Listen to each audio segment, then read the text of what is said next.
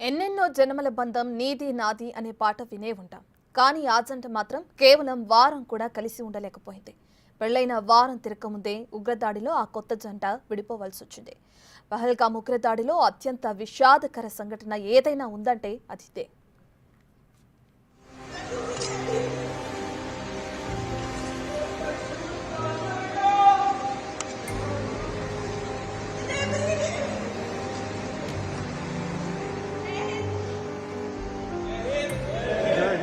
ఆమె భాష మీకు అర్థం కాకపోవచ్చు, కానీ ఆవేదన మాత్రం అర్థమవుతూనే ఉండొచ్చు. ఆమె ఇంతగా ఆవేదన చెందడానికి గల కారణం తెలిస్తే మన గుండెలు కూడా బోర్న విలిపిస్తాయి. ఇంతకీ ఆ కారణమేంటో తెలుసా? పెళ్ళయింది 16వ తేదీ, తన భర్తను కోల్పోయింది 22వ తేదీ. వారం కూడా నిలవని కాపురం. ఏ నవవధువుకైనా ఇంతకు మించిన విషాదం ఏముంటుంది? జీవితాంతం మర్వలేని విషాదగాథ ఈ హిమాన్షిది.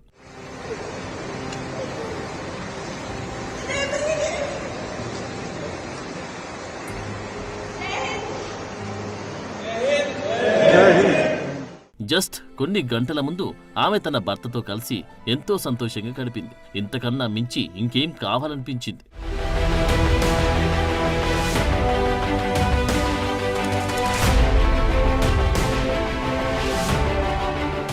కొత్తగా పెళ్లయింది. ఆడుతూ పాడుతూ హ్యాపీగా కాలం గడపాల్సిన కొత్త జంట నేవీ లెఫ్టినెంట్ వినయ్, హిమాన్షి జంట.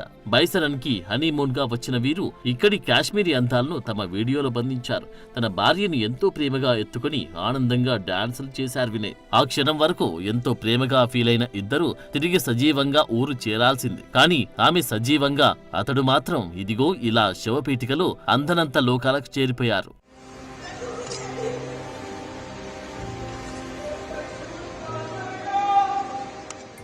వినయ్ తాను బేల్పూరి తింటుండగా తనకదే చివరి ఫుడ్ అని ఆ టైంలో తెలియదు. ఎవరో సడన్ గా వచ్చి అతన్ని కాల్చి చంపారు. అతడి రక్తం ఆమె ముఖంపై చిమ్మింది. ఆ సమయంలో అక్కడేం జరిగిందో కూడా ఆమెకు తెలియదు.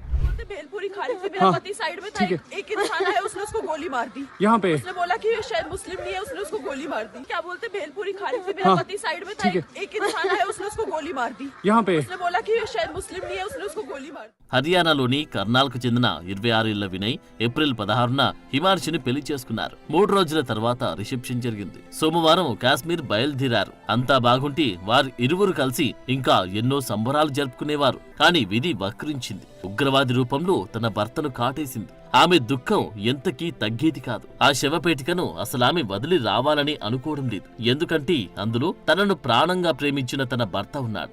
కానీ తప్పని దుస్థితి. దేవుడు తమ తలరాతలపై కేవలం వారం రోజులు కూడా కలిసి ఉండేలా రాయలేదేమో. ఇలా జరిగిపోయిందంటూ పొగిలి పొగిలి ఏడుస్తూనే ఉంది. ఆ శవపేటికను పదే పదే కౌగలించుకుంటూ చివరికి లాస్ట్ గుడ్ బైగా జై హింద్ చెప్పింది. బహుశా తన భర్తతో అదే ఆమె మాట్లాడిన చివరి మాట కావచ్చు.